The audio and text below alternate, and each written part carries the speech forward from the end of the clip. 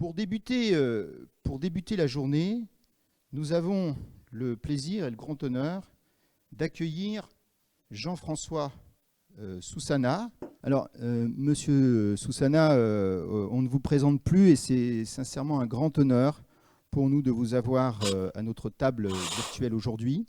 Vous êtes vice-président de l'INRAE, vous êtes membre du GIEC, vous coordonnez de nombreux programmes de recherche internationaux sur l'agriculture, les sols et les changements climatiques. Votre présentation sur la séquestration de carbone en agriculture comme outil, comme moyen de lutte contre le réchauffement climatique est évidemment un préalable indispensable pour planter le décor de notre journée. Je vous laisse la parole.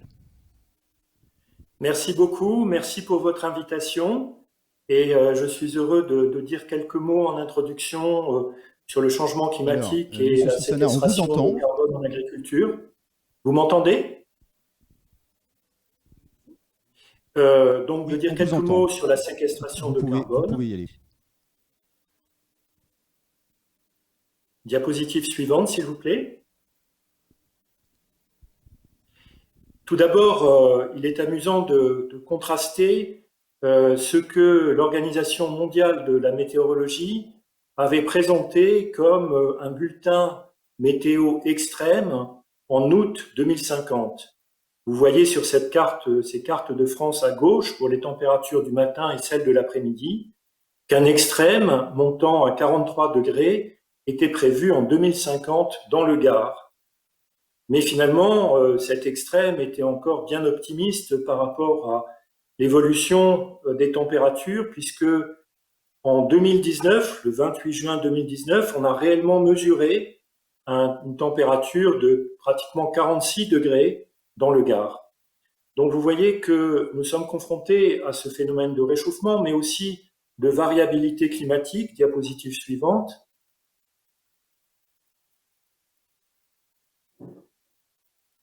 Merci. Puisque la fréquence des canicules, des sécheresses et des précipitations intenses d'ici à la fin du siècle augmentera, et ceci d'autant plus que nous serons dans un scénario de changement climatique rapide. Sur ces cartes, vous avez de gauche à droite, de manière colorée, l'intensité des canicules, l'intensité des sécheresses et l'intensité des phénomènes de précipitation, de fortes précipitations hivernales. Et vous voyez que la France est touchée sur l'ensemble de ces dimensions, avec par conséquent, et c'est quelque chose qui est parfois difficile à comprendre, un cycle hydrologique qui se renforce avec des alternances de sécheresse et de fortes précipitations. Diapositive suivante. Les conséquences pour les rendements dans les décennies à venir, donc 2021-2050, sont importantes, avec des impacts négatifs qui sont généralisés sur les cultures de la façade méditerranéenne, un potentiel agronomique du maïs qui est généralement réduit malgré l'irrigation, et une certaine augmentation en moyenne, mais en moyenne seulement. Il y a aussi, comme on l'a vu en 2017, comme on l'a vu encore cette année, en 2020, eh bien, des réductions de rendement qui peuvent nous toucher. Donc cette augmentation, légère augmentation en moyenne sur la façade atlantique et surtout en Europe du Nord, puisque si une région d'Europe devait bénéficier, ce serait bien l'Europe du Nord. Et en revanche, une forme d'exception avec, dans le cas de la betterave irriguée, apparemment un potentiel d'augmentation des rendements. Alors ça, c'est très simpliste parce que cela ne considère pas, c'est de la modélisation, cela ne considère pas l'adaptation des variétés et des pratiques, ce sur quoi, bien sûr, nous portons beaucoup d'efforts de recherche, de manière à avoir des plantes qui soient, par exemple, thermotolérantes au moment de la floraison, qui soient également plus tolérantes à la sécheresse ou encore à l'engorgement des sols. Diapositive suivante.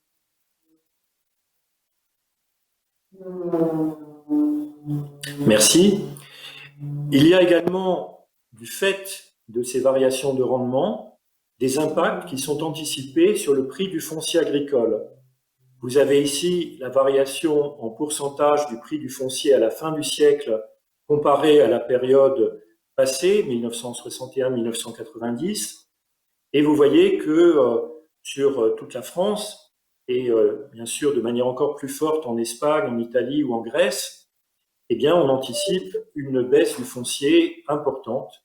Ceci encore une fois sans que la dimension adaptation au changement climatique ne soit prise en compte.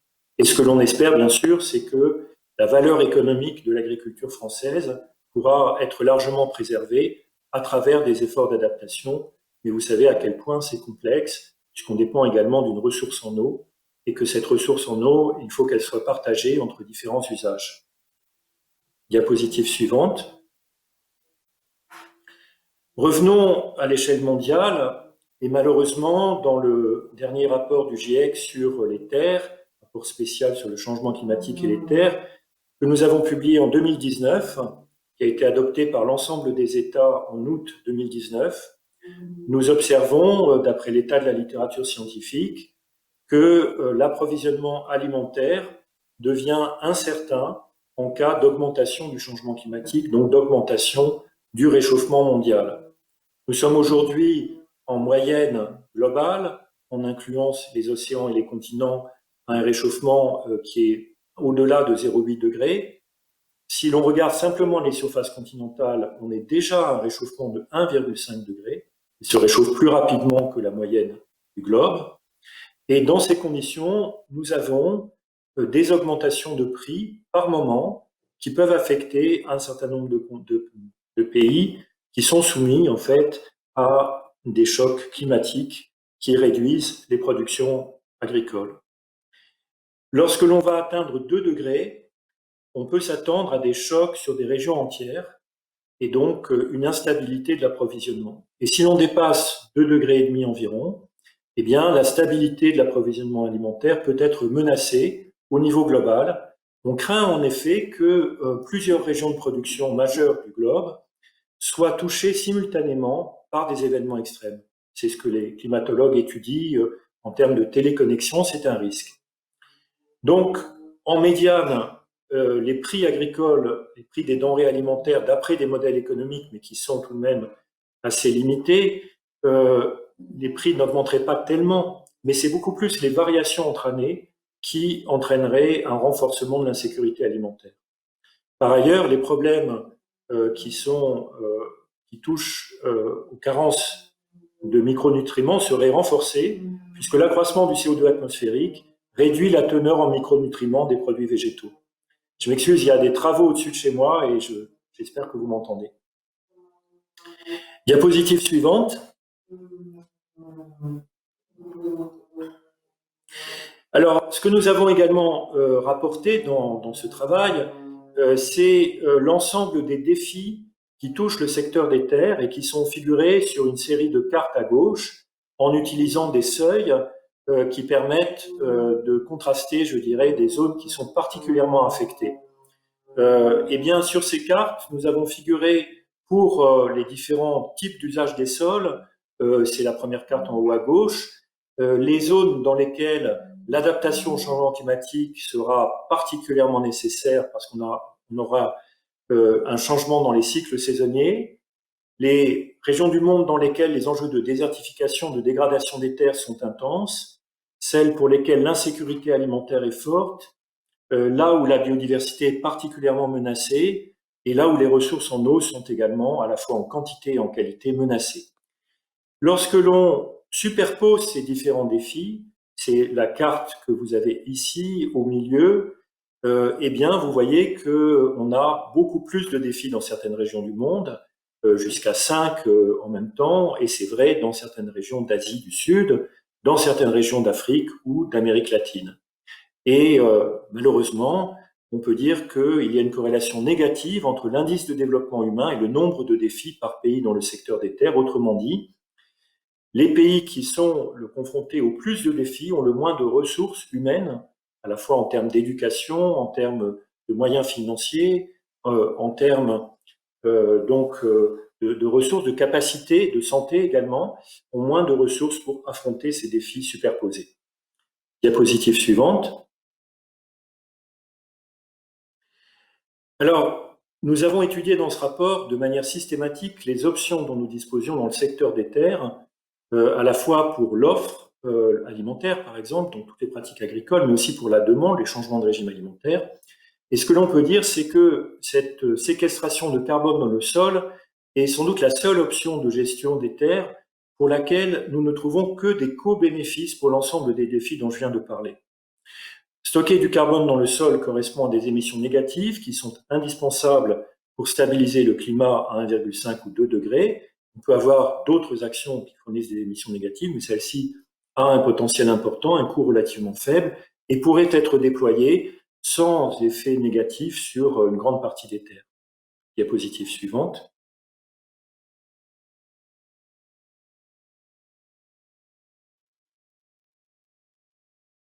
Diapositive suivante.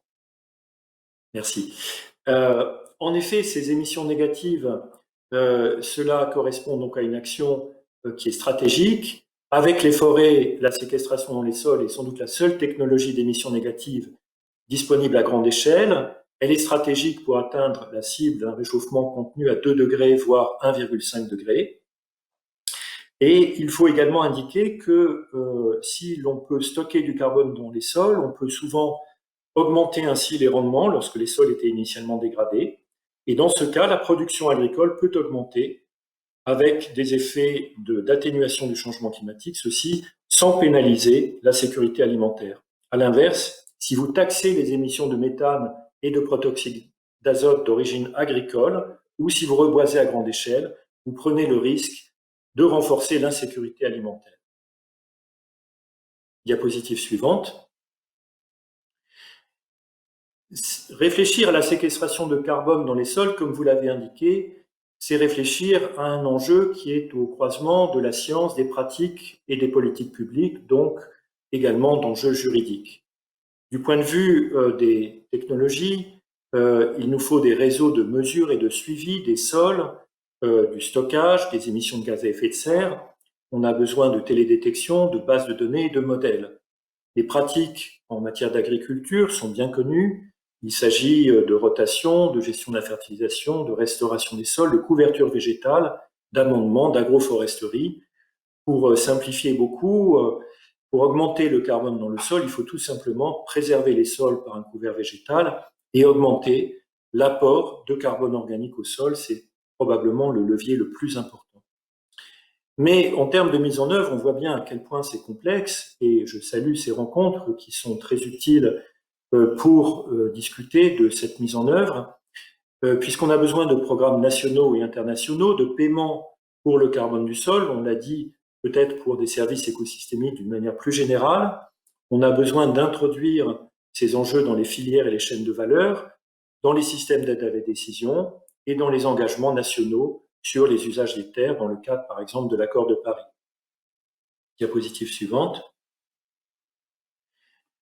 Nous avons étudié dans un rapport qui a été remis au ministère le stockage de carbone dans les sols cultivés français et nous trouvons un potentiel qui est très élevé, qui est équivalent à 30 millions de tonnes de CO2 par an, soit, c'est intéressant comme référence, à 3,3 pour 1000 par an sur l'ensemble des surfaces agricoles. Donc on est finalement proche de la cible du 4 pour 1000 qui, comme vous le savez, a été l'objet d'une action internationale que je présenterai très rapidement ensuite.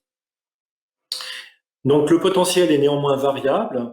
Il est plus fort là où les stocks initiaux dans les sols sont les plus faibles, donc finalement là où les sols ont été utilisés le plus intensément. Et nous trouvons que les pratiques à mettre en œuvre sont compatibles dans de nombreuses régions avec la valeur d'action climat du carbone, ou si vous voulez le prix tutélaire du carbone.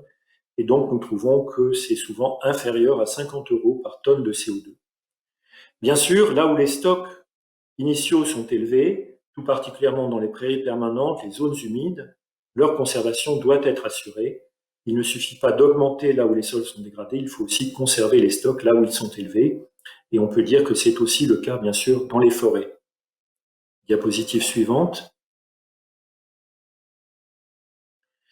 Donc, ces actions posent la question du suivi du stockage de carbone dans les sols. Nous allons y revenir en disant un petit mot sur le label. Ce qui est sans doute intéressant à observer, c'est que déjà, si l'on peut mesurer par télédétection la couverture végétale, la durée de la couverture végétale, disons, le développement de la végétation, on pourrait estimer au niveau européen, au niveau mondial, eh bien, les actions mises en œuvre à très grande échelle. Donc, nous travaillons sur un indicateur de ce type au niveau mondial pour dire à chaque pays, eh bien, s'il a progressé ou non en termes de stockage de carbone, même si il ne s'agit que d'un indicateur qui n'est pas forcément suffisamment précis pour donner lieu, par exemple, à des paiements. Diapositive suivante. Alors, vous avez introduit le label bas carbone. Donc, en quelques mots, on peut rappeler que les conditions de réussite de projets labellisés, c'est d'avoir une méthodologie qui soit transparente, qui soit reconnue, donc qui soit validée scientifiquement. Donc, nous travaillons beaucoup avec l'ADEME, avec les filières, avec les ministères sur précisément ces méthodologies. Il faut que la portée de la méthodologie soit bien à l'échelle de l'exploitation. Il nous faut des méthodologies robustes, peu coûteuses, suffisamment simples, mais en même temps d'une précision qui soit tout de même correcte, avec des adaptations possibles, une certaine flexibilité. Et puis, il faut organiser le financement des réductions d'émissions. Il faut rappeler tout d'abord qu'il s'agit bien d'un périmètre qui couvre l'ensemble des gaz à effet de serre. Donc, si l'on stocke du carbone, encore faut-il ne pas augmenter les émissions de protoxyde d'azote ou de méthane. Et bien sûr, il vaudrait mieux tout d'abord les réduire avant de compenser, avant de stocker. Et puis, il faut donc des garanties qui soient nécessaires et qui soient transmises. C'est là qu'il y a bien un enjeu de contrat et un enjeu juridique aux bailleurs de fonds. Et on a besoin de développer de nouvelles sources de financement, ce qui pose aussi des questions, puisque on ne souhaite pas, par exemple, qu'il y ait des formes de financement par compensation, alors que les actions de réduction auraient été préférables à la place de cette compensation. Diapositive suivante. Bien, je vous présente pour conclure deux initiatives internationales sur le carbone du sol. L'initiative 4 pour 1000, dans laquelle vous retrouvez un grand nombre de pays, de régions, d'organisations internationales, mais aussi des organisations d'agriculteurs, des entreprises, des ONG, le secteur financier. Voilà, donc on a, et bien sûr la recherche et l'enseignement supérieur. Donc on a, à travers cette initiative, eh bien, la possibilité de partager des connaissances. Et je dirais que ce que vous faites aujourd'hui, cette rencontre de droit rural, est tout à fait intéressante et rejoint, il me semble, des efforts qui sont organisés par la FAO sur le cadre juridique de l'utilisation du foncier, efforts qui pourraient contribuer, il me semble, à l'initiative 4 pour 1000. Diapositive suivante. Et enfin, un projet que je coordonne qui vise à renforcer la coopération internationale en recherche sur la séquestration de carbone en agriculture. Diapo suivante. Dans ce projet, nous avons élaboré un agenda stratégique de recherche au niveau international avec une dizaine de régions du monde, avec les grands pays, la Chine, les États-Unis, la Russie, ainsi de suite, l'Amérique latine, l'Europe, bien sûr, en combinant, disons, les besoins de connaissances exprimés par les scientifiques et puis les points de vue des utilisateurs, tout particulièrement des agriculteurs, en termes de connaissances qui leur manqueraient pour passer à l'action, donc pour renforcer la mise en œuvre. Grâce à cet agenda stratégique de recherche, nous discutons maintenant de la mise en œuvre d'un consortium international de recherche. Et ce consortium, nous allons en esquisser les grandes lignes le 10 février prochain lors d'une réunion qui sera en ligne, bien sûr, vu les circonstances, une réunion internationale avec la Commission européenne. Et normalement, ce consortium verra le jour en fin d'année 2021. Voilà, je vous remercie et on aura peut-être le temps de répondre à quelques questions. Bien, un immense merci pour cette présentation très claire, très riche. Juste une petite question, je ne sais pas si vous... Je dis à tout le monde que je ne vois pas, en fait, je ne vous vois pas. Je ne sais pas si vous me voyez. Je voulais vous interroger sur la question de une slide que vous avez projetée qui concerne la valorisation du foncier dans une Oui, perspective lointaine. C'est vrai qu'on parle beaucoup en France on a des terres, on dit en général que les valeurs des terres est assez basse par rapport aux autres pays européens, et on met souvent en avant un risque de spéculation foncière. Et j'ai été un peu agréablement surpris de voir que ce risque avait l'air, selon vous, faible alors à une je échéance. voudrais préciser Ouais. peut-être l'origine de cette estimation. Je crois que c'est quelque chose qui doit nous faire réfléchir, mais vous savez, c'est très incertain, puisqu'en fait, il s'agit de projections climatiques qui sont couplées à des modélisations des rendements, qui indiquent donc malheureusement, sans adaptation, une réduction de ces rendements en moyenne. Et à partir de là, comme on estime que la valeur du foncier est un multiplicatif eh bien, de la valeur économique produite chaque année, eh bien, on arrive à la conclusion que la valeur du foncier baisserait. Alors, je ne pense pas, effectivement, vous avez raison de le souligner, que cela puisse prendre en compte des effets qui pourraient être des effets de spéculation, des effets, disons, comme on le sait, d'accaparement des terres, qui malheureusement peuvent aussi intervenir. Et encore une fois, il faut prendre ça avec des pincettes parce que on espère bien pouvoir réduire la casse, si je puis dire, grâce à l'adaptation au changement climatique.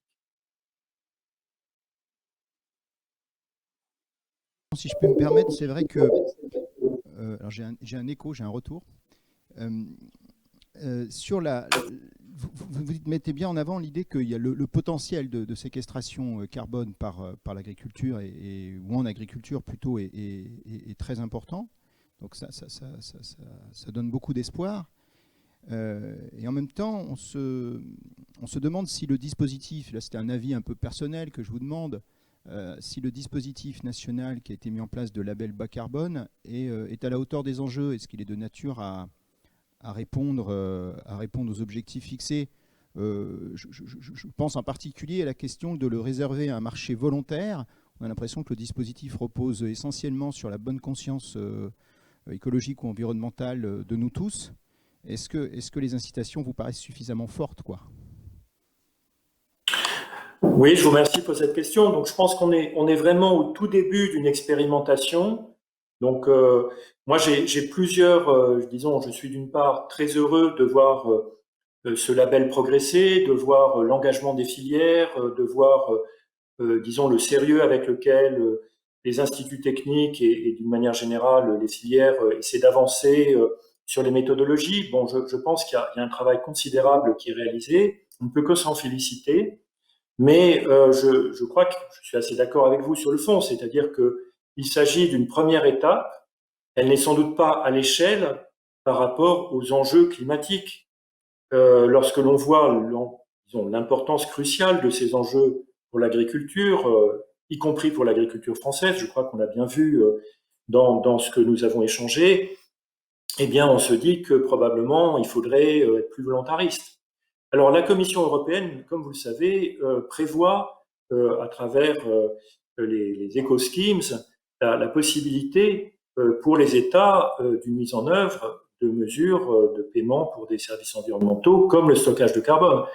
La question, malheureusement, c'est de savoir si eh bien, les États, la profession, et puis d'une manière générale, l'ensemble des acteurs, puisque ça pose aussi des questions de suivi, de vérification, sont aujourd'hui prêts pour s'engager dans cette voie. Et j'espère qu'on parviendra progressivement à s'y engager, parce que je crois que ce sera ainsi qu'on arrivera à passer à l'échelle.